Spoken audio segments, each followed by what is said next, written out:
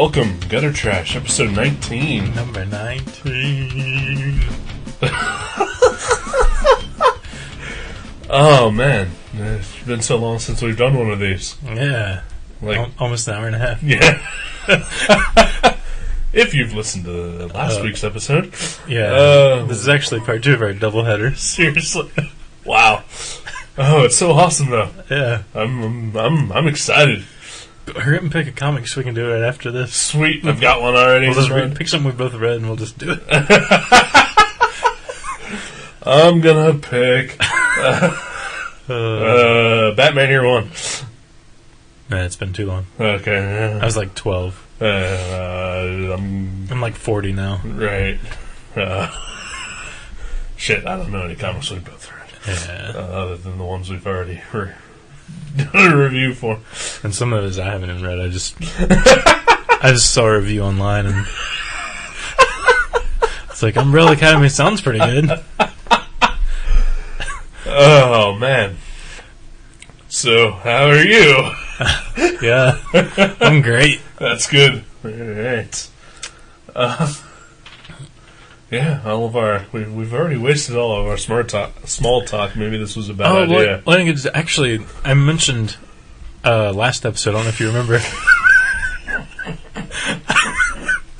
I went to the Dayton Art Institute. Yeah. And I looked at some art. There was some neat art there. A bunch of it I'd seen before, but some I hadn't. But one thing that I thought was really cool, and I had seen this before, but I had forgotten all about it. Probably one of the coolest things in there, at least for me on a geek level, being a comic book nerd, right, was this African sculpture from, I think it was from the 18th century. I think it was like 17 something, by this tribe called the Himba tribe, and they were like in the it's like the Democratic Republic of the Congo or something. I mean, I don't know exactly, but I need to write down the information. They won't even let you take ink pens or pencils in there. Yeah, No cameras either, so you have to remember everything. And I used to smoke a lot of weed, so I don't remember a lot. Right.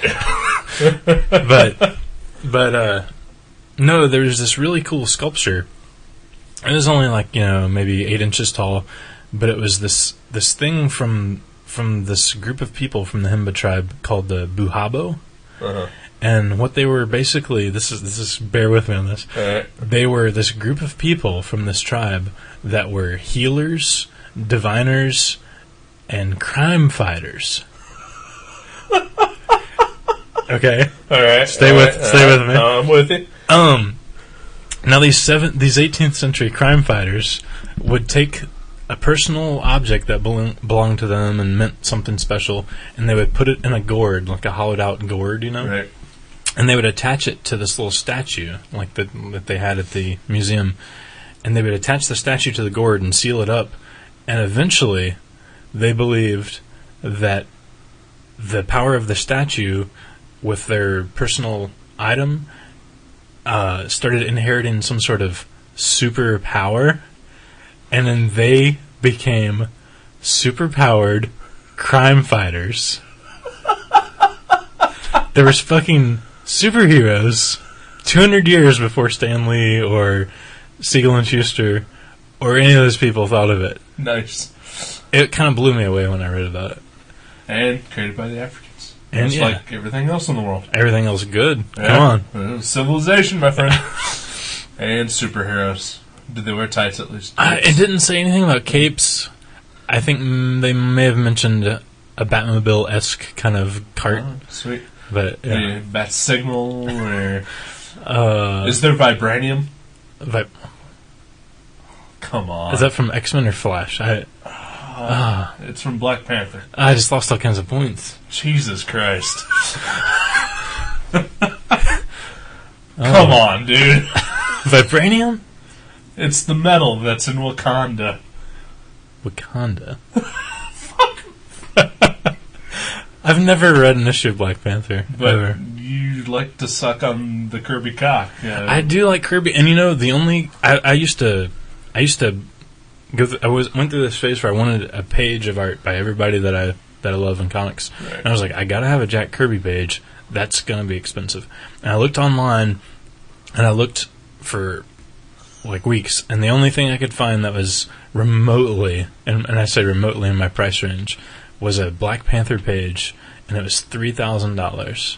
That was the cheapest Kirby page I could find, and I did not buy it because that's... Well, it's $3,000. $3,000, yeah. That's and because it was Black Panther. You just don't give a shit. I've never read Black Panther, but it was an awesome page. It was a really good page. There's quite a few Jack Kirby things I've never read, like the Dingbats, or just some weird... Dingbats? Yeah, it was some, like, DC greaser gang. But yeah, I still am on the lookout for a Kirby page. Like, if anybody has a Commandy page or whatever. Cheap. Yeah. I am talking like... $100. $150? I'd go like $600 for any Kirby page. Wow. You probably could find something eventually. Yeah. I mean, it's probably going to be, It's going to be from, like... one of his romance comics or something like that. Or, like, one of his tops, like, Victory Comics or something. It's going to have, like, Bill Clinton playing a saxophone. Maybe it'll be a page from that autobiographical anthology he did. He was part of. Oh, yeah, that was actually pretty cool. Streetwise. Yeah. Yeah, that was good. I have to say that was probably some of the best Kirby art I've ever seen. Mm-hmm. I am not a Kirby fan. Like many of my hated enemies. No, my brother and me had this conversation years ago. He can't stand Kirby either. I can see why people don't like him, but I love some Kirby. I like Gene Colan. Gene Colan? Yeah. Ain't bad. Yeah. But seriously, wow, never read a Black Panther comic, a comic with Black Panther in it. I'm sure I've read some. I'm sure I've read some '80s Marvel Black Panther, and I like appearances in what Avengers, Defenders. Like, what all was he in? Avengers, definitely. Defenders, maybe. I don't know about the Defenders. I'm not too savvy on my Defenders history. I know I've read books with him, and I don't know anything about the character, really. It's been years and years. He's T'Challa, and he's the king of Wakanda. I know he's married to Storm. He is married to Storm. Which is hot, because she's quite a looker. Sure. At least in her Storm white is like my least favorite X-Men character of all time. Of all time? All time. Counting, yes. I don't care what Liefeld creation you're going to say. Yes. Annual number 9, where Puck was an honorary member. Yes. That's not true. I just made that up. I don't care. I think 9 was the Asgardian War crossover. Wouldn't have that been a Puck issue? Wasn't Alpha Flight involved in that? The New Mutants were. I don't know about Alpha Flight. That's back when Storm had her cool white mohawk, though. Oh, yeah. That's the best time for that character ever. I seriously really hate Storm. Worst X-Men character ever.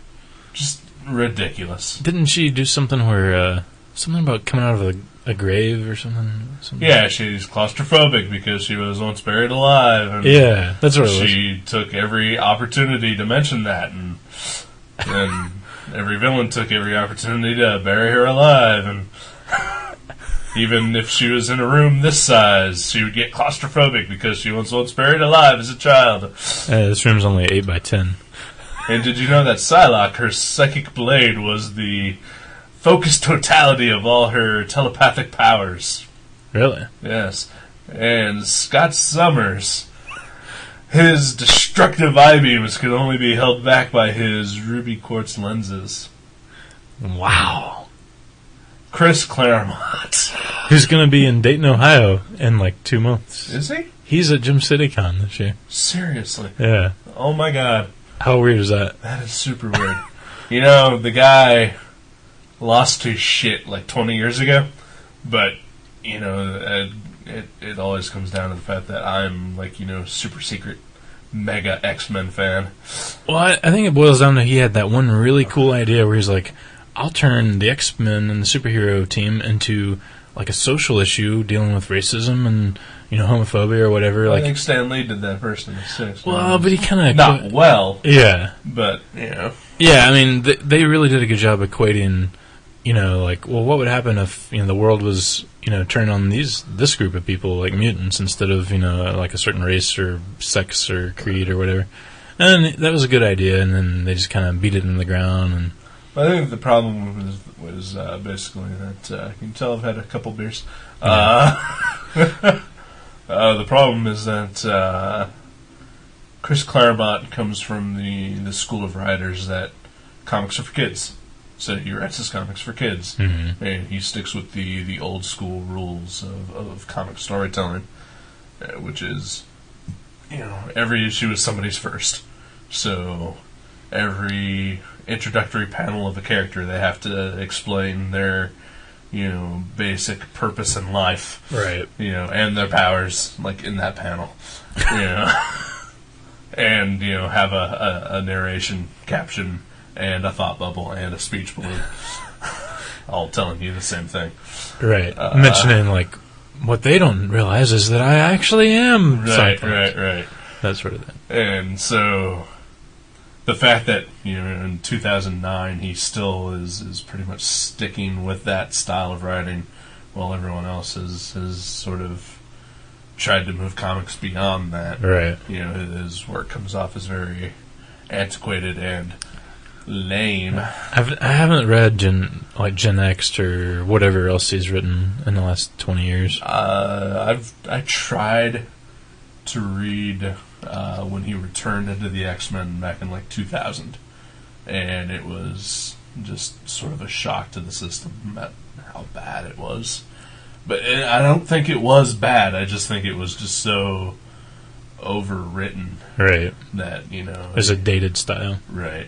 Well, didn't he do some sort of super team for Malibu or some other company? DC Sovereign 7.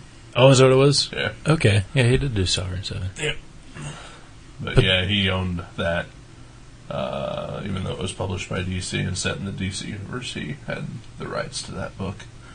Which, is pretty cool. Know. Well, still, you got to think, for DC. For Marvel or DC to give the ownership of a book, and DC's been pretty good about doing that occasionally. Mm-hmm.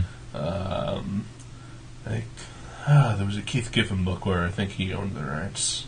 Oh, was it He might have been Vexed. What was the other one? That was like this weird futuristic world, Reign. Reign of the Zodiac. Yeah. I think he owned that as well. That was one of the weirdest books I've ever read. I tried reading that. I got like 2 issues into it, and I had to give it up.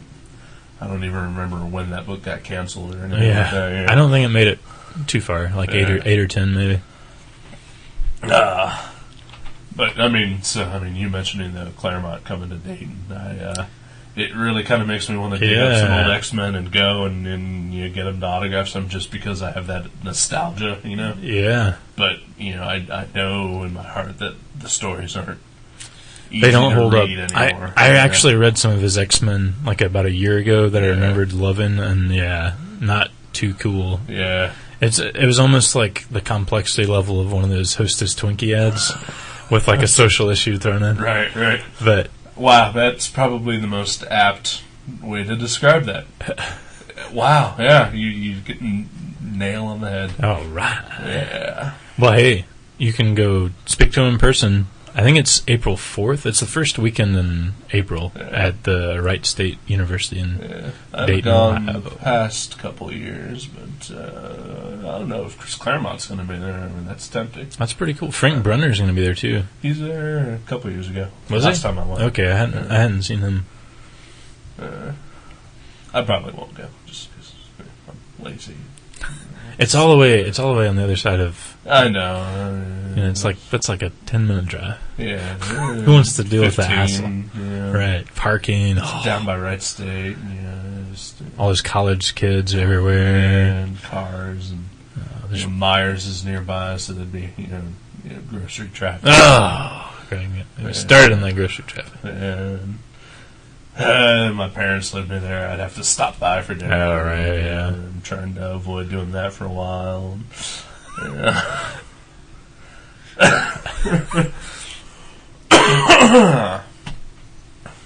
That's That's cool though. That seems like kind of a coup for Gem City. Yeah, that's like the next level. Well, how many years have they been doing it? 3, 4, 4? This is the 4th. I think so. Yeah. Didn't they have Marv Wolfman last year? I believe Marv Wolfman was there. And I know Gene Haw was supposed to go, but he didn't. Same with Paul Gulacy. Yeah. I know Dan Davis was there. Yeah, he's been there multiple years. Who else was there? Michael Golden was there one year. Yeah, Michael Golden. Yeah, I mean, it's... Tom Williams was there last year. He's always there. Well, yeah, it's a pretty good show they got growing there. Mm-hmm. You know, especially for being, buttfuck Dayton, Ohio. Yeah. Worst city in the world. Bill from Fearless Readers puts it on, I believe. Him and a guy, I want to say Jesse Noble. I remember corresponding with him when he was getting tails and everything, but whatever. Good job, fellas. Yeah, anyone within range should go and meet Chris Claremont. Yeah. I won't be there. And Tom Williams. And Tom Williams, he's good. He did a Fantastic Four page for me. Yeah. A good one. A darn good one. One of the few good ones. Nah, there's only two pages that you've gotten that I dislike. Does that include yours? Yes. Okay. Well, I like all of them. They're all like my stepkids. Meanwhile, your real kids are being neglected. Speaking of neglected kids, we watched a movie. I was trying to think of a segue. Yeah, that was poor. Yeah. Yeah. This is a movie you picked just a couple hours ago. Yeah. Literally. Literally. Because I was stuck on what movie to pick. But yeah, we ended up with Shoot 'Em Up. Which happened to have in my personal collection. Yeah, we didn't have to wait for Netflix to deliver to us. So we decided, what the hell, we were probably going to watch like 2 hours of Rescue Me anyway. Yeah. So. Although I didn't get any drawn, because every time we watch TV shows, I have a rule. I always draw while we watch TV. Yeah. But it's kind of hard to watch a movie and draw, especially if you're going to review it. Especially if you're going to review it. And you haven't seen it before, yeah. Right. So... Yeah, so... Wow, did we already mention this name of the movie? Yeah. Okay. Yeah. Shoot 'Em Up. Shoot 'Em Up. Just in case. I forget. Clive Owen, Paul Giamatti, Monica Bellucci. Stephen McHattie. Who was that? One of the thugs? He was the guy that owned the gun company. Oh, okay. He's been in tons of other movies, but always sort of he's one of those guys. He kind of looks like a Lance Hendrickson stunt double. Yes, he does. That he does indeed. So yeah, you'd seen it before. I've seen it. I watched it with my ex once. Uh-huh. That was about a year and a half ago or so. And I had rented it from Netflix at that point in time. Mm-hmm. And so obviously I liked it so much that I got a copy of my own. Nice. So very few movies that I rent that I will, seek out, my own personal copy of. So good job on that movie. Well, yeah, me being the non-connected person that I am, I've never even seen a trailer for Shoot 'Em Up. I've just heard that it was really good, and they were right. Yeah. I really liked that movie. Didn't I tell you that it was good? Oh, yeah. Yeah. And my friend Jeremy that works with me at Mavericks Cars and Comics located at 2312 East 4th Lane, get around. He also told me it was really good. And he was right. It was like, you know what it reminded me of more than anything?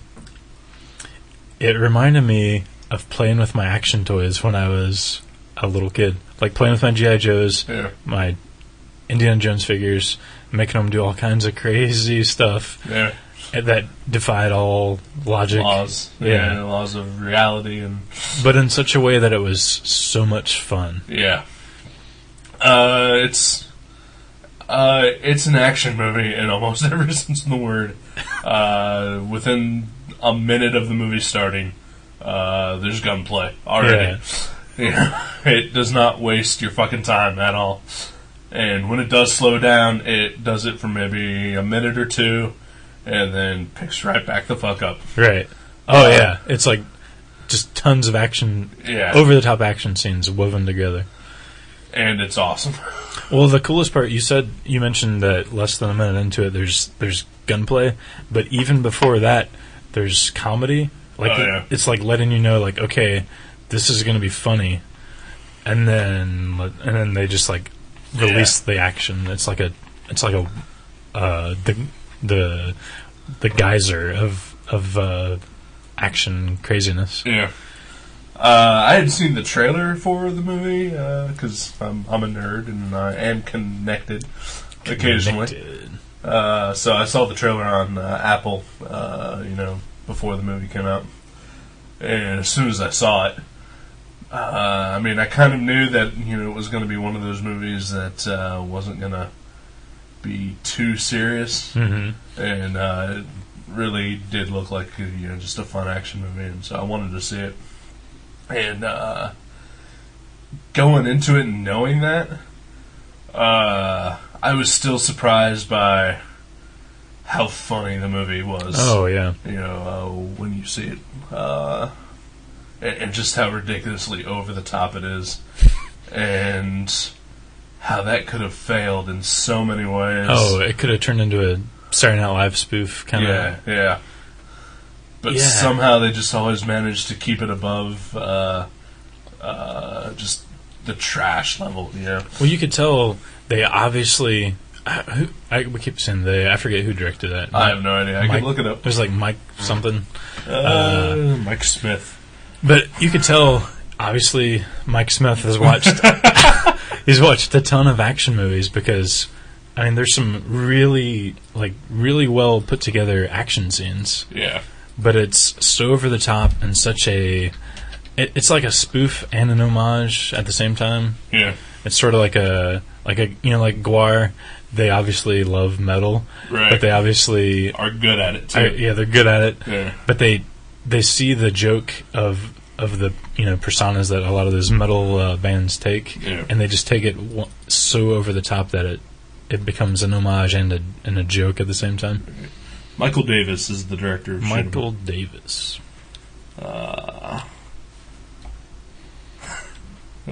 Speak. What else has he done? That's a good question. It's almost like this. This should be the end of those kind of movies. Just entertaining gunshot movies for no reason. Like once they see it's like, well, okay, there's been like 800 of those. Right. We should do something a little bigger, something a little more. Well, there hasn't.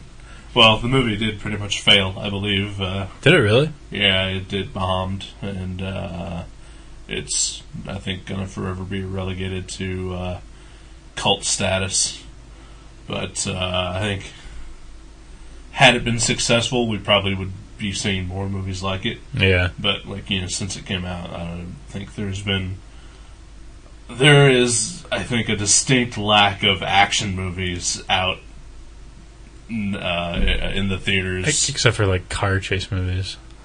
I can't even think of anything. I was thinking Death Race 2000 and... I haven't seen the remake. And the Transporter. The Crank. Oh, man, was it My Bloody Valentine when we saw the trailer for the new one? Crank 2. Oh, that looks fucking terrible. Yeah. See, that looks like they just don't get it. Yeah. Yeah, that's like oh man. That's like those Norwegian black metal bands that take it over the top, but in the wrong direction over the top. Right. Speaking of metal. Yeah.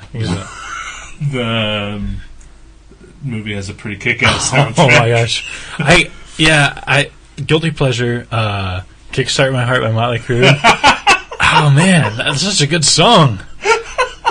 AC/DC, Nirvana, Motorhead. Yeah, it's all these awesome songs that you don't like. Sometimes you're like, I don't really listen to. When I was a kid, listened to Motley Crue, but now I'm more into Sigur Rós, and But you may say that. But no, I'm still into Poison like a nut. But you're rocking the Poison tattoo.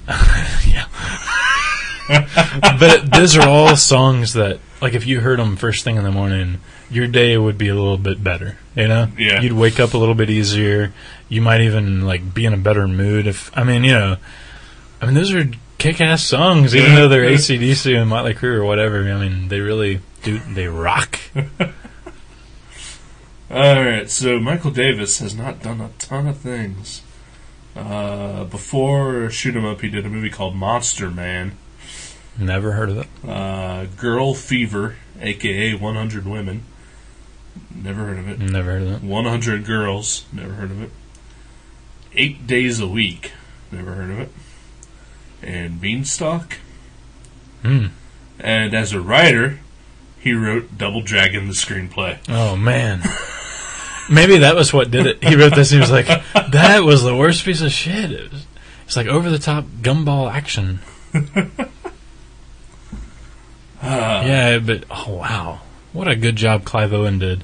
He's a comedian. Yeah. He's the straight man. He's the main action dude, but he's such a, he sells it. Yep. I have, I don't run out and see every Clive Owen movie that comes out. But every Clive Owen movie that I've seen, I've loved. When I saw this, Clive Owen was in 2 of my favorite movies that I saw in that year. Sin City? No. This and Children of Men. Oh, yeah, that was him. I forgot. Probably the most polar opposite of movies that you could ever be in. Exactly. Wow, yeah, I forgot that. So awesome in both. Yeah, he was. He was great in Children of Men. Oh, that's such a good movie. But his timing and, the way he sells, chomping a carrot instead of smoking a cigarette. Right. He sells that so well that when the movie opens up and it's just a close-up of his face, and he looks so badass and it's just his eyes pissed off, and you're he's the hero of the movie, so you're expecting, oh man, what the fuck is he gonna do now? He's in a duel or something, and he eats a carrot. He's waiting on a bus. He's eating a carrot, drinking a cup of coffee. Oh. It was hilarious. Yeah. Lots of carrots in the movie. Tons of carrots, carrot jokes, carrot deaths. The first time I saw it, when I saw the first carrot death, I was just... it was at that point that I knew that I was going to love this movie. I was like, I can't believe he killed a guy with a carrot. And then, by the end of the movie, he's done it a couple more times, and it never gets old. You're like, what? Just killed another guy with a carrot? That was hilarious. Paul Giamatti. I don't know if he's great in this movie, but he's good and he's funny. Yeah, he's really funny, and he I think he works really well as the leader of the bad guy gang. Yeah. That seems like a good... he sort of almost was that in Planet of the Apes. He was there was not a gang, but he was the sort of shisty kind of bad guy. Yeah. But, yeah, I thought he was a good choice. Yeah. Definitely you don't expect him to be, opposite of an action. Right. Or you know what I'm trying to say. He's a little goofy. Yeah, you don't expect him to be in an action movie as, the antagonist, performing his own action stuff. But he sells it. He sells it really well, and the character's personality is pretty great. Yeah. Oh yeah.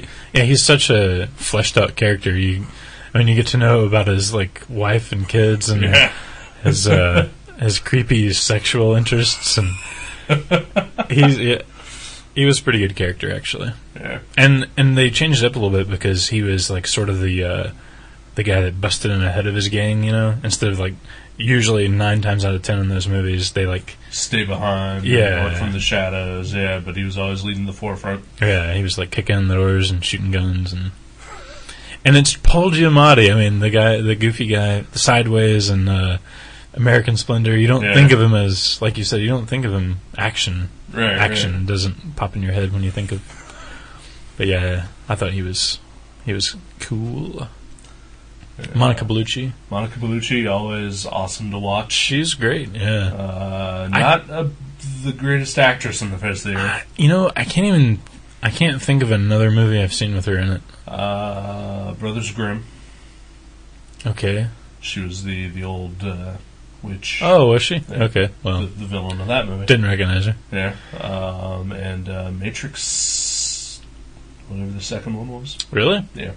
Who was she in The Matrix? She was the wife of the Merovingian. Oh, okay. That was a funny scene.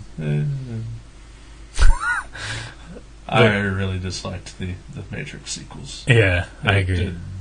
Just bitter taste. The first one was awesome. Yeah, they should have left it alone, or done the other two better.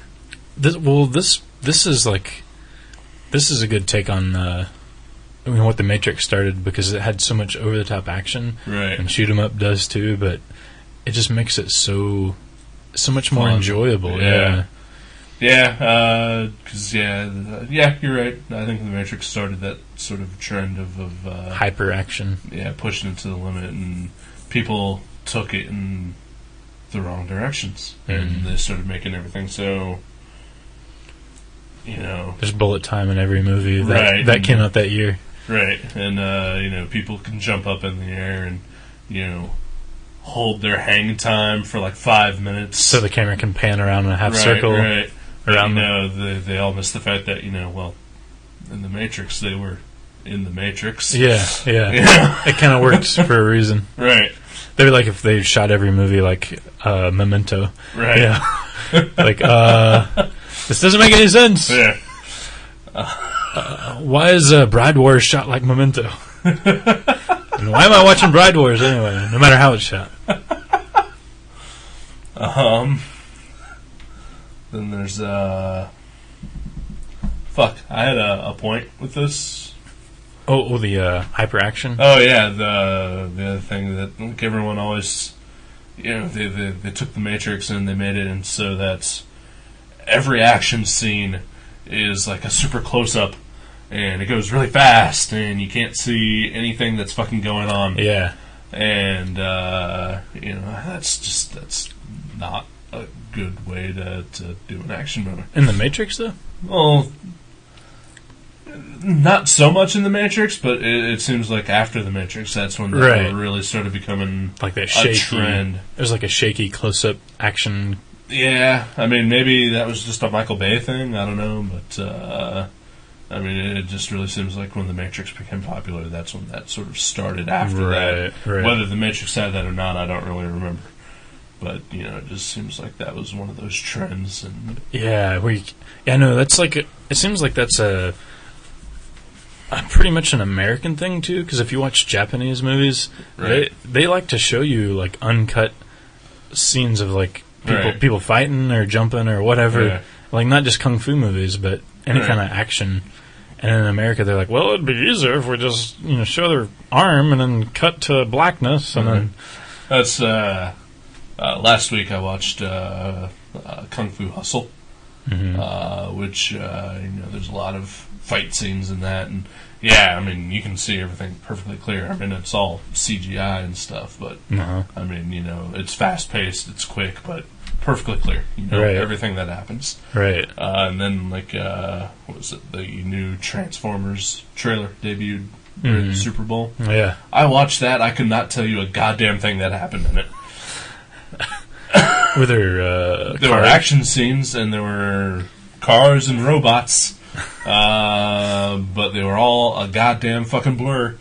I still haven't seen that trailer. I saw the G.I. Joe one, which it looks kind of like one of those Matrix rip-off action kind of things. Yeah, and I'm 90% sure that's going to be a terrible movie, but I'm going to see it anyway. I wouldn't see that unless it was called G.I. Joe. Because I loved G.I. Joe when I was a kid. Right. And I sort of have a soft spot for all those characters. Yeah. I mean, come on, Snow Job. That's hilarious. but that trailer looked like a kid that was 11-year-old wrote the Right. wrote the scenes. Of course, I saw the teaser. I didn't see any of the story. I don't know what's going on in the movie, but Right. Well, I mean, yeah, at this point, that's all there is of it. It's just a teaser trailer. It's a little more than a teaser trailer, but, there's no story really Right. revealed. It just looks kind of dumb. Yeah.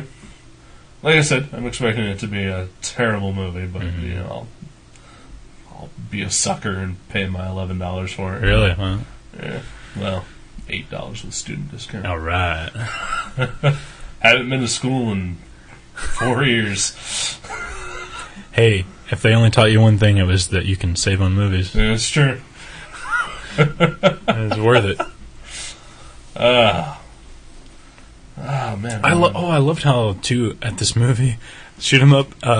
It starts out and you just see the word "shoot 'em up" during one of the action scenes. Yeah. But there's no credits. There's no opening title sequence until the end of the movie, and then it's a really nice, Awesome. animated. Yeah, it's really cool. It reminds me of a lot of those '80s movies where they had weird characters and fonts and things. Like the characters would turn into the credits, or it would somehow be part of the visuals. The credits would pop out of a character's gun or something.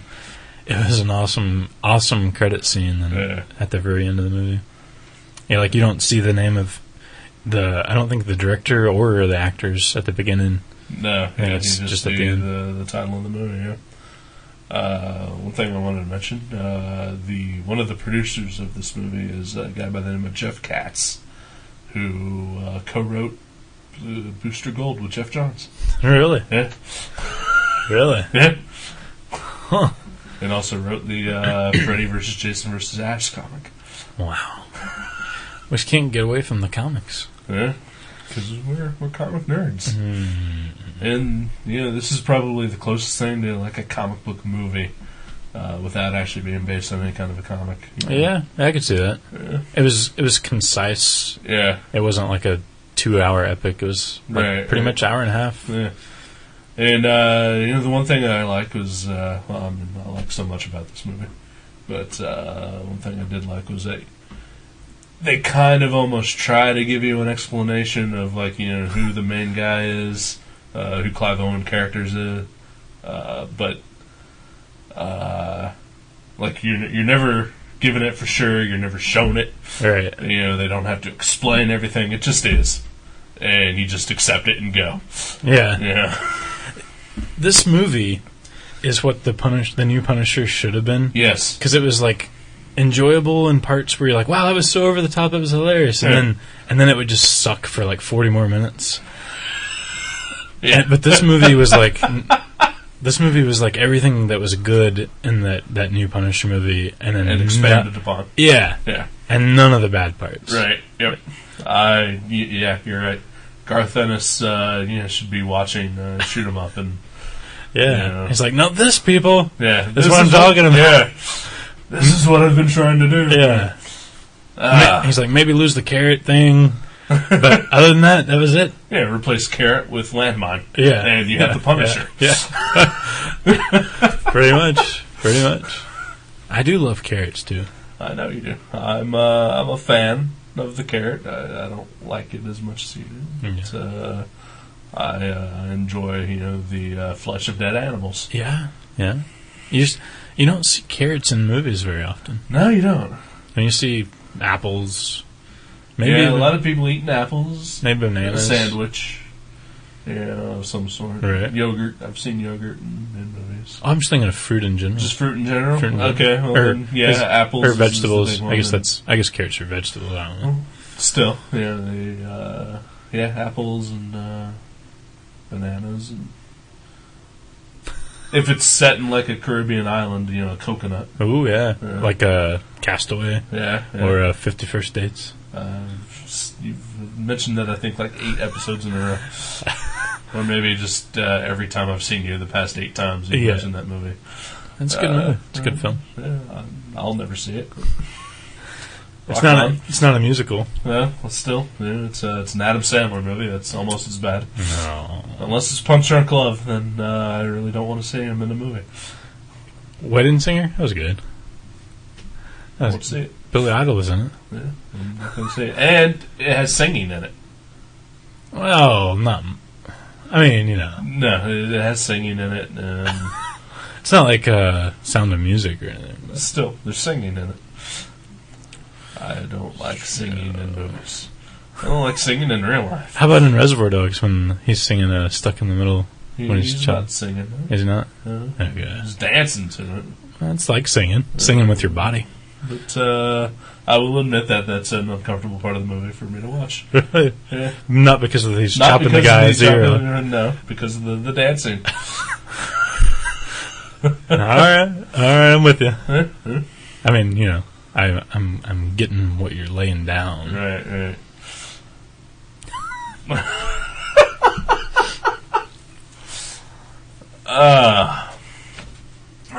Oh yeah, there's got to be more to talk about this movie. Yeah. Well, the plots, I guess we could talk about that a little bit. Yeah. So, starts out with a pregnant lady running away, and Clive Owen just waiting on his bus, chomping his carrots. Yeah. He's just wanting to have a decent bus ride home, but he can't help but take charge when he sees the lady in trouble. Yeah.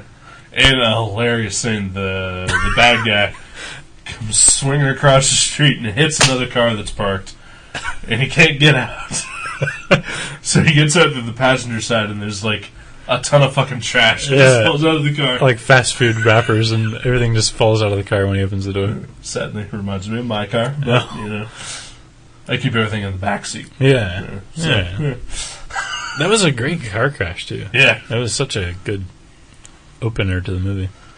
That's kind of one thing I guess I'm kind of surprised about is that there were no car chases in the movie. There was like a car duel. There's a car duel, but okay, well, yeah, I guess there was a car chase there at that part that we're talking about there. Andy chased the guy that wouldn't signal lane changes.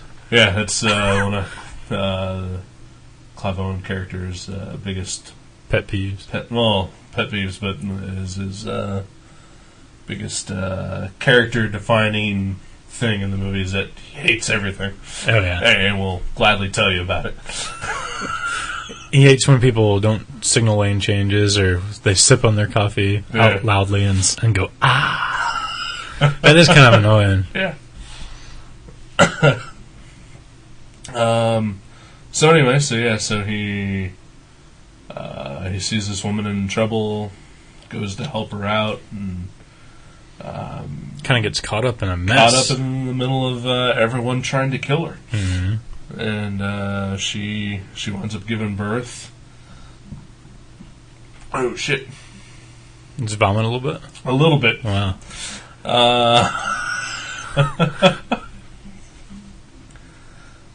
Because I was thinking about birthing. Yeah. And girls in general. Icky. They're made out of like weird stuff. Yeah. Like cream and butter. I do dislike butter. And candy canes. And cream. And candy canes. Maybe icicles? I like icicles. Yeah? Wait.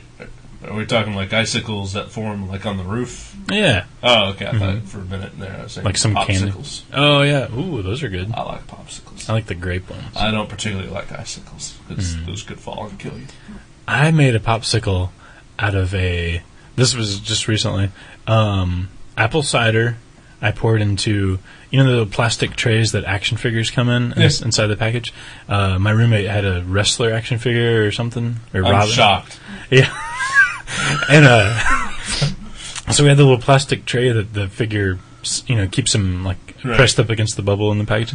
And I set him in the freezer and poured apple cider in there and made a little wrestler popsicle. It was awesome. Nice. It was pretty good. Anyway.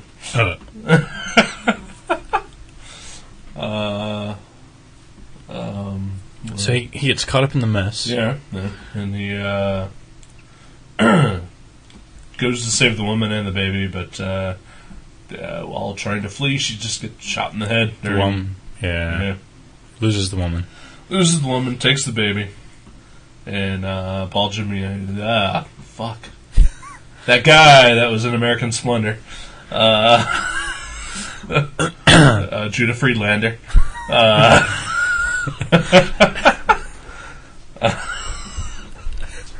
Paul Giamatti. God damn it.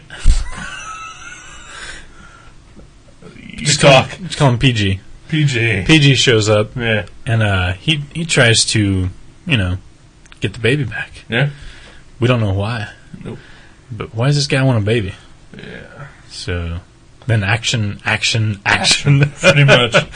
Yeah, that's all you need to know. Yeah, I know. Like trying to explain the story, it's like, well, it doesn't make any sense. I mean, it makes sense, but it makes sense, but you really don't need to know. Anyway, yeah. You wouldn't get anything out of us telling you. No, you just got to sit back and watch. It's like it's a big old fucking spectacle. It's like if Guar wrote The Matrix. That's what this movie is. Wow, that'd be awesome. Yeah, that would be cool.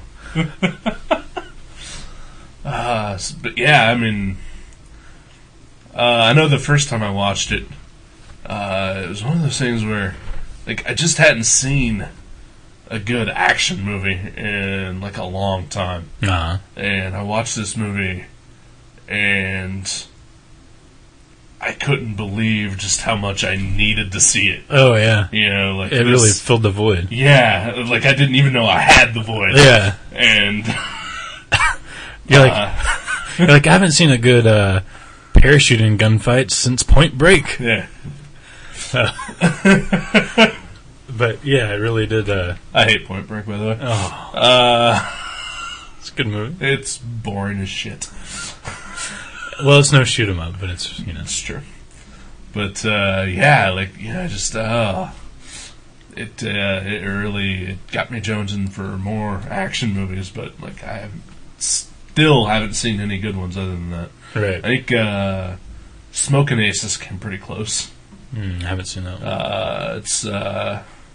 It's definitely one of those sort of turn your brain off, just sit back and enjoy kind of movies.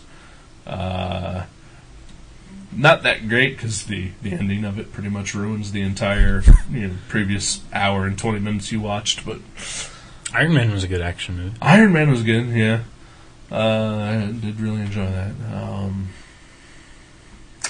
Everybody keeps telling me all the transporters and all the what's the one with Matt Damon? The Bourne Identity or the Bourne series. Everybody keeps saying those are great. I haven't seen any of those, but I saw the first two Bourne movies, which Clive Owen was in the first one. Really? Yeah. Mm-hmm. The first one was good. The second one made me physically ill to watch. Because it was one of those where everything is all shaky and close up. Yeah, why did that become a thing? I don't know. Who thought that was a good idea? Idiots. Idiots with no attention. Most likely. I haven't seen the third Bourne. I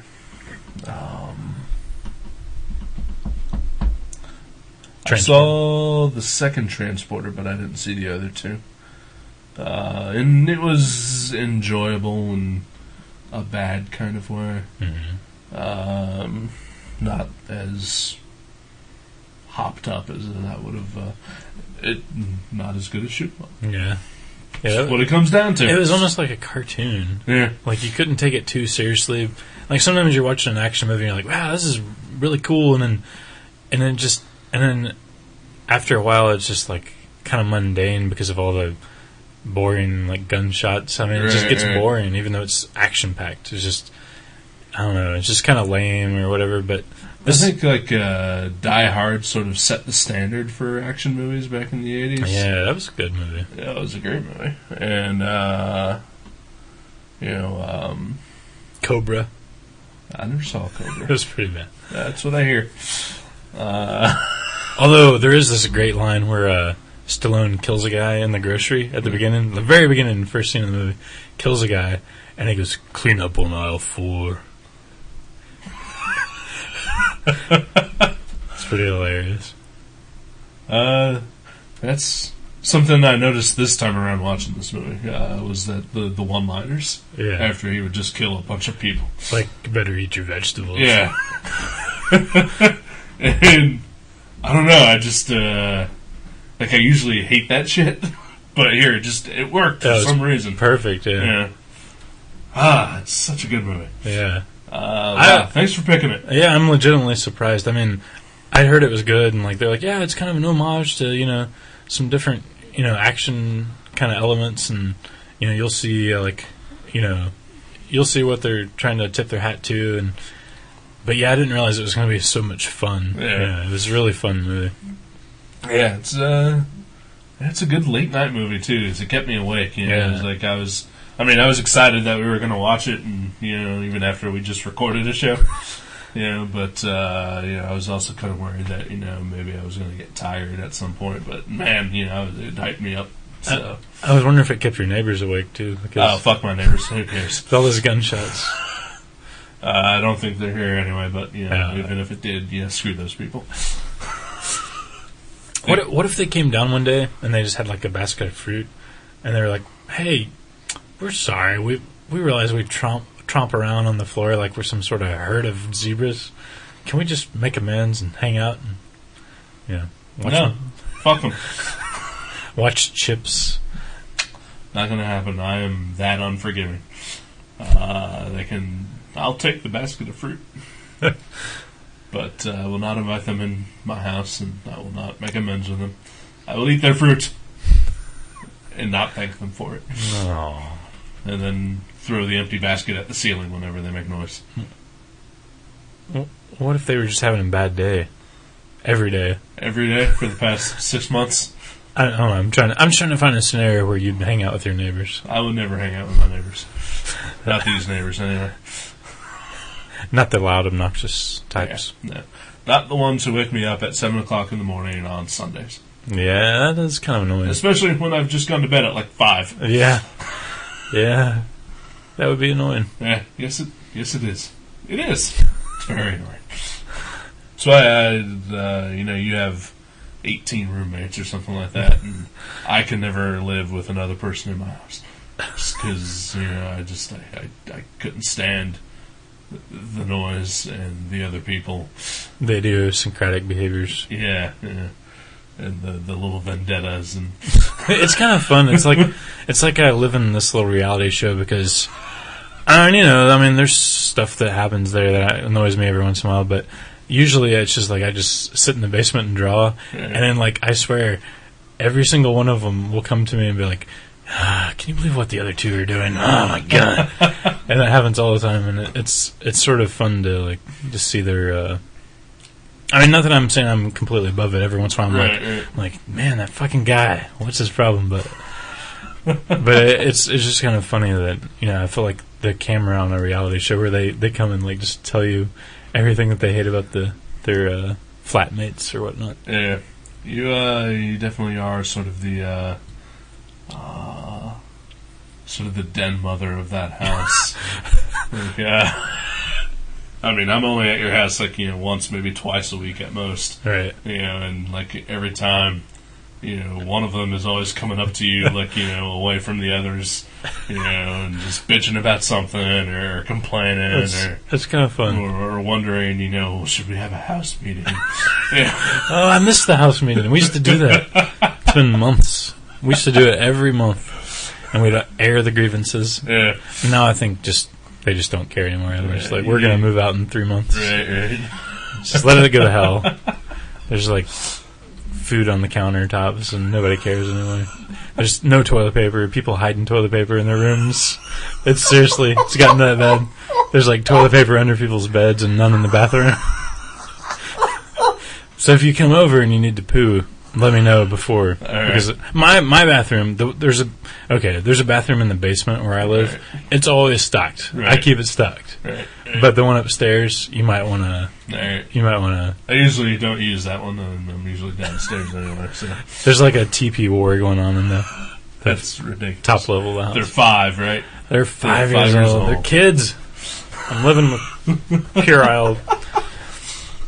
All right. Well, let's take a break. And we'll be back. Yes, sounds like a plan. We're at a beer. Yeah, we are. We drank the rest entire of the six-pack. all the soda beer. Yeah, if you've listened to the previous episode, you'll know that we bought shitty beer. Shitty beer, Warsteiner Radler, nowhere near as good as Warsteiner.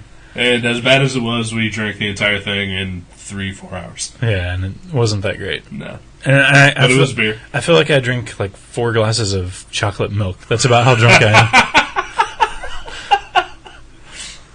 It was just more sweet than anything else. Yeah. It was. Yeah, I don't drink soda pop at all. Right. Like it's been. I think I've had a root beer in the last 4 years, and that was it. Yeah. And it was very sweet. It tasted like I was drinking Coca-Cola. Yeah. All right. Well, we'll be back in a minute, or 2, or 4, whatever song this will be. Yeah. All right. See ya. Stop me. Please just stop me. We'll be back. Is it your turn to pick a song?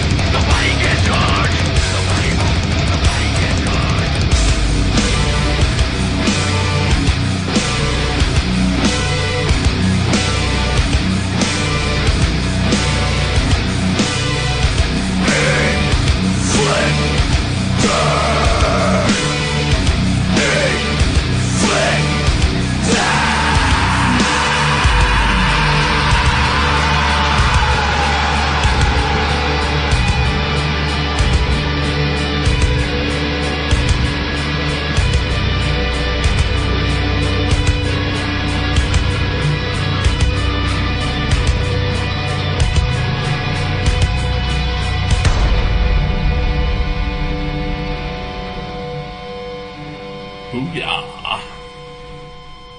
Booyah Tribe. Oh, that was a good band. At least, I actually, I bought their album after hearing the Judgment Night soundtrack. Because I was like, wow, that song was great. The Another Body Murdered song. Yeah. Their album, not so great. That was the one good song they recorded. Wow. At least, I mean, maybe they have like 7 albums. Who knows? I just bought one at the used record store second time around. But it sucked. Yeah. I can't even remember the song from the Judgment Night soundtrack. It was the one with Faith No More. Okay. It's still kind of escaping me. It's been a while since I've listened to that. Ooh, I'll have to bust it out and draw on that. Ooh, hell yeah. I remember some good stuff on that. Yeah, there's like Slayer and Ice-T. Sonic Youth, I think Sir Mix-a-Lot, Mudhoney, all kinds of... Helmet and... House of Pain? House of Pain, yep. That was one of those... I was talking the other day with one of my friends about how there's a few soundtracks that have like... They're just really good soundtracks, even if the movie's forgettable. Right. Because they had brand new songs by all these great bands, like Less Than Zero was one of them. Even Ford Fairlane, Andrew Dice Clay, like they all had great rock soundtracks from that time period, and Judgment Night, of course, being one of them because they actually spent time and like had the artists record new songs. Yeah. I remember one of my favorite CDs when I was like 14 years old was the Crow soundtrack. Oh yeah, it's a good one. I guess it was probably no, it was like 15. Henry Rollins was on there. Henry Rollins, Nine Inch Nails. Oh yeah, Stone Temple Pilots. I love that Nine Inch. I think it's a Joy Division cover, and that's an awesome song. Dead Souls. There, and the Rollins song is a cover too, I believe. It's like a... Can't remember the guy's name. I know the Pantera song was a cover. The Badge was Poison Idea, I think. Yeah, and Rollins did Ghost Rider. Yeah, they were like, "We're doing a comic book movie, Henry." And he's like, "All right." They're like, "No, not Ghost Rider." Oh well, whatever. Yeah. Who else was on that? Violent Femmes. Machines of Loving Grace. Yeah. God damn it! My Life with a Thrill Kill Cult. Oh yeah. That was a good soundtrack. Yeah. Kind of embodied the time period. Yeah. Musically. Yeah. It's probably where I matured my musical taste and stunted it all at the same time. Because I pretty much can't get past 1998 or so as far as music goes anymore. I can't get past 98 as far as my clothes go. like I still literally have T-shirts that I was wearing when I was 14, and I basically dressed the same. I still have my Chucks and my pants that are, I don't know. I can't get in with the fashion. I mean, I've never been a fashionable guy.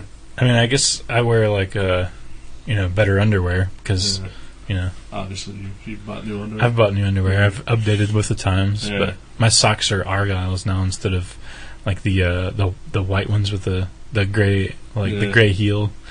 Yeah, I don't know. I wear black socks for the most part because when I do my laundry, I can just throw all my clothes in. See? Yeah, in one load. That makes sense. Yeah.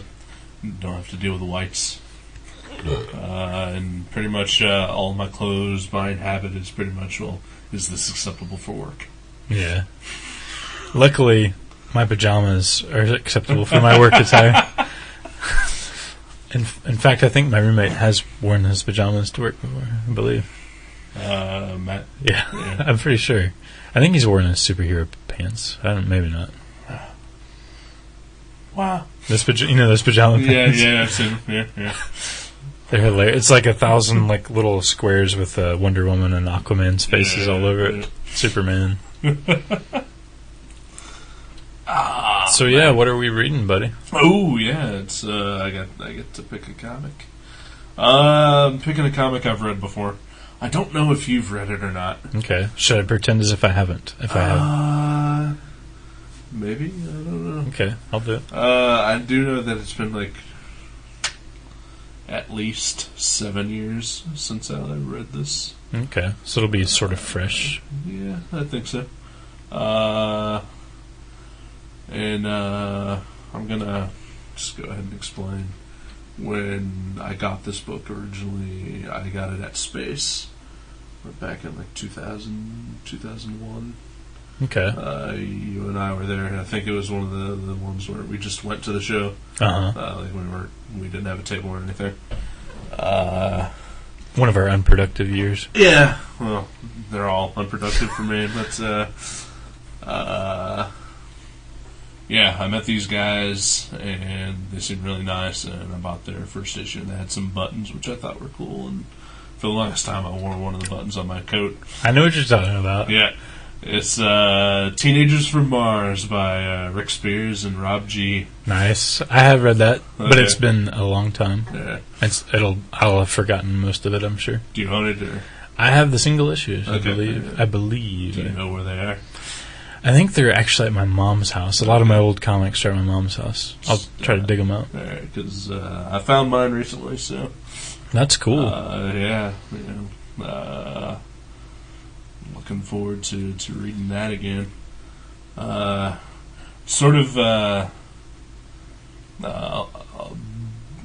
of related, but almost unrelated. I was doing a web search. There was a comic I was reading over the past year called The Pirates of Coney Island. Okay, yeah. And it was an 8-issue series, and as far as I know, and as far as I could find online, issues 7 and 8 never came out. Okay. And so I was looking just to see if maybe they did come out, and I just, plumb forgot, and Mavericks never ordered me a copy, because that's kind of the thing that Mavericks does. We like to do that. Yeah. And just ask Joe G. We forgot to order his comic book comics number 3. We're idiots. Yeah. Yeah. But anyway. But yeah, as far as I can tell, those books never came out, and when I was doing the search, it occurred to me that Rick Spears wrote those, and I had completely forgotten that, and that was pretty much the only reason I picked it up in the first place. Was because I enjoyed Teenagers from Mars so much when I first read it that I still occasionally checked out what he was doing whenever he would do something new, and it turned out Pirates was pretty good. It just never finished. I've never read it. I like the art though. I thought it was cool art. Yeah, Vasily Lolos or something like that. It always reminded me of Jamie Hewlett, sort of. Yeah, it's kind of Jamie Hewlett, or almost even Brendan McCarthy a little bit. Yeah, maybe not so much Brendan McCarthy. I can see that though. Yeah, I always get confused. Which one was the one that created the Gorillas? The Gorilla. Oh, that was Jamie Hewlett. Jimmy Hewlett. Okay. Yeah. So yeah, Jimmy Hewlett then. That's as far as that goes then. Yeah. Well, I'll screw Brendan McCarthy. I'll try to keep an eye out for that. No. I'll try to keep an eye out for 7 and 8 if they do exist. Yeah, I don't think they do though. I did a pretty extensive search in Google, and went down halfway down the first page, and it was pretty much all I needed to know. Yeah. No need to go any further. So sweet. Also, teenagers. Yeah. So, let me know if you can't find your issues. Okay. I'll lend you mine. Oh, man. I just over my mom's today, too. Yeah. I assembled a recliner. She's bought a new recliner from the Lazy Boy in Fairborn. Nice. And I put it together for her. I could use some new recliners myself. She's trying to get rid of her old one. Are they in good condition? It's in good condition, other than it smells like cigarettes and like some sort of hair products, because it was my cousin's and she smokes and like has all these like foofy, smelly things. Yeah. So it has this weird odor. If you sniff it, you can't really tell what it is. Like you can't smell cigarettes, but it's like cigarettes and foofy stuff mixed together, and it smells a little gross. Okay then. Well, never mind. It's free though. I've got enough gross smelling things in my apartment. I don't need it anymore. All right. Myself included. Understand. Yeah. I just want to sit here and look at the pretty art. Yeah. Spider-Man by, who's that? That's not Charles Vess, is it? That's J.H. Williams. Really? Yeah. Wow. I know. Looks a lot like Charles Vess stuff. Yeah. Those guys are good. Yes, yes they are. Man, we should somehow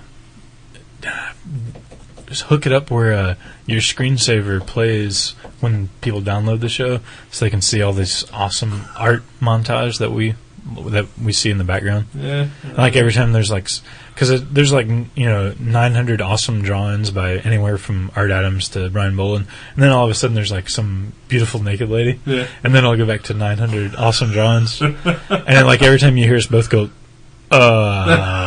it's because some beautiful naked lady just popped up. And people could share in the joy, Yeah. I guess we could do a video podcast. And, that would just be the video. Yeah, exactly. No one wants to look at our mugs, No. including me. Yeah. That's one thing, like, I try to find podcasts. I tried to find one last week as a joke. Because you love Magic the Gathering. Yeah, yeah, I do. I saw you get incredibly excited over a Magic card last week. I was feigning excitement and for the benefit of the customer. I was the only customer there, and there would be no benefit. I think you're right. I forgot. I think it was just me, wasn't it? I was excited because we opened this really cool foil rare. It was Noble Hierarch.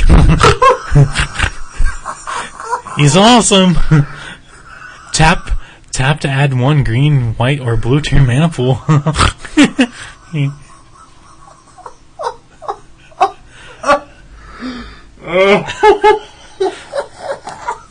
We sold it though. I believe we sold it for like $25. Wow. Yeah. Yeah, so I was trying to find a Magic podcast for us to listen to as a joke. And I would say probably 60% of them were video podcasts. Nobody wants to see that. I don't ever want to see Magic fans talking about Magic in the store, let alone in my free time at home. I would like to hear a good like audio one, like where like because I know there's some Magic guys that are. Oh, there's a large percentage of them that take it way too seriously, but there's a few like really witty, like just kind of cool guys that play it for fun, and I would love to hear like one of them doing a podcast about Magic. That it would probably be funny. I wouldn't mind listening to one if I knew that it was going to be funny, but then there's the whole fact of you'd have to listen to it to find out. Test them out, right? Yeah. Which, I mean, I guess at this point, I can just sympathize with anyone who may be testing our show. Yeah, we probably is this funny? And no. Yeah, no. We're not. It is not good. We are wasting your time. And ours. And ours. But, our time means nothing. Maybe there's a review like on iTunes of Magic podcasts that be like this one's really funny or something. Yeah. iTunes reviews, huh? Yeah, that's a novel concept. Wow.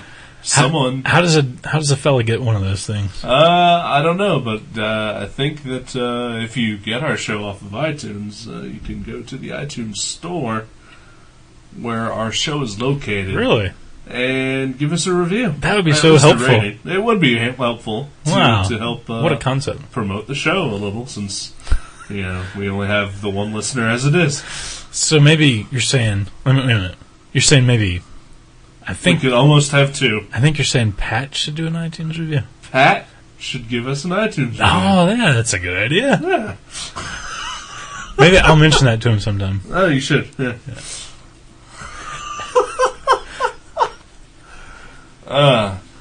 Tell the story about how you fucked up. We almost had another listener. Oh, we almost had another listener. Yeah. Don't mention names. But. Okay. We'll call him Fred Flintstone. All right. He was in the store the other day, and he said he was giving the show a try. He checked it out, and he was listening along and enjoying it. And all of a sudden, I started trashing Indiana Jones and the geriatric skull, or what was it called? Kingdom of the Crystal Skull. Kingdom of the Crystal Skull. And he loved that movie. So he said he didn't. He got offended. He got offended and turned it off. And I was like, well, did you know Eric actually, what do you think of him defending it? And he was like, oh, I didn't make it that far. He just went ahead and turned it off. So we almost had our second listener, and Yeah. I fucked it up yet again. Like I do everything. Yeah. Well, the part that I'm most surprised at is that it was you that offended It was someone me. and not me. Yeah. When apparently I seem to go out of my way to offend anyone that I can. Maybe people like that. People dig that. It could be. Well, if Pat leaves us an iTunes review, he can tell me whether he digs that or not. Oh, yeah. Okay. I dig the offensive nature. All right, so next week, Teenagers from Mars. Teenagers from And Mars. Children in Heat. And we don't care. All right, good night, everyone. Yeah. Happy, it's still Abe Lincoln's birthday. No, it's not. No, it's Friday the 13th now. Oh. Yeah, it's Jason Voorhees' birthday. Yeah. Wow, it is. That's At least quite- That's what I get from the trailer. It's quite different from Abe Lincoln. Today's his birthday. Maybe. Yeah. Abe's taller. Yeah, I don't know. I've never heard either of them speak. Neither have I. Both on... Pretty sure both of them come from watery graves and kill people. That's, well, true. Kill True. people who have sex. Yes, and they're both on the penny. Okay, you're right. They are basically the same. Yep. Basically the same guy. Basically. Never seen them in the same place at the same time. Nope. Abe loved hockey. He was from Quebec. Yeah. Little known fact. Wow. Quebec, or whatever. Yeah. Quebec. I don't know. I don't know. I'm not French. I'm learning more French. I've Yeah. got 8 lessons down now. You eventually getting to the point where you can actually ask a woman to sleep with you. Well, that's the entire goal of the French language, I believe. Yeah. So I'm to the point where I can ask them. I can say, "Est-ce que vous voudrez boire du vin chez moi?" It means, would you like to drink some wine in my place? See? So I'm getting there. I'm so close. Yeah, yeah. Just 2 more lessons. Yeah.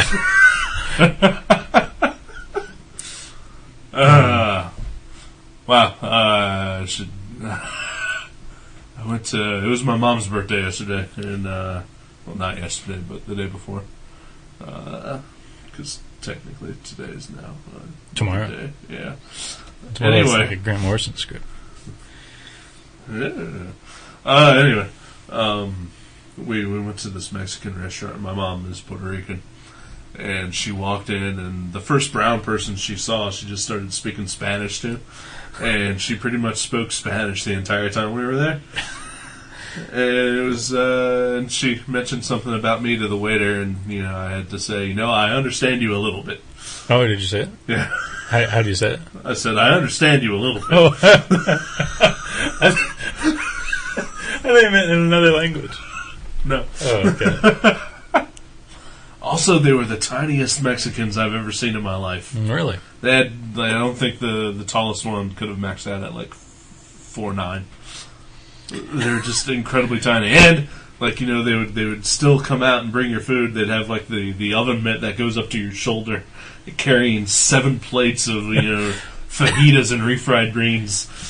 Well, there's Mexicans that are 4'9" at the Mexican restaurant by my work, but I think that's because they're 10. they're all 10 years old. Yeah, there's like 2 of them that work there that are maybe in violation of some sort of labor law. Probably, but we're not going to turn them in because it's good food. It is really good food, and they're learning work ethic at a young age. Damn straight. That's what more. Kids need that. That's what this country needs. Yep. Obama can't give us everything. No, but he sure can try. Yeah. I thought he almost gave me something today, though. The stimulus check? Well, I checked my account balance because I got paid today. And it was a little bit more than, what I usually get. Yeah. And I was like, Obama's keeping his word. Change is coming. He's doing it up. Yeah, but it turns out it was just my state tax return. my $18 state tax return. I'm sure he had to push that through, though. Well, could be. Maybe. I don't know. Mm-hmm. All right. I gotta go to bed, so get the fuck out. Happy Friday the 13th. All right, I'm out. All right. Yeah, we'll see you next week.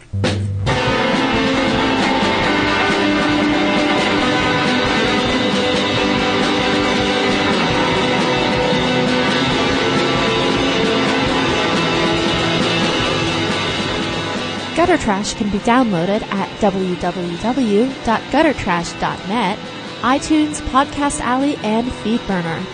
You can also find us at myspace.com/guttertrash_net, seanborn.net, and buyerbewarecomics.blogspot.com. Contact us at eric@guttertrash.net or jason@guttertrash.net. Thank you for listening to Gutter Trash. We'll see you next time.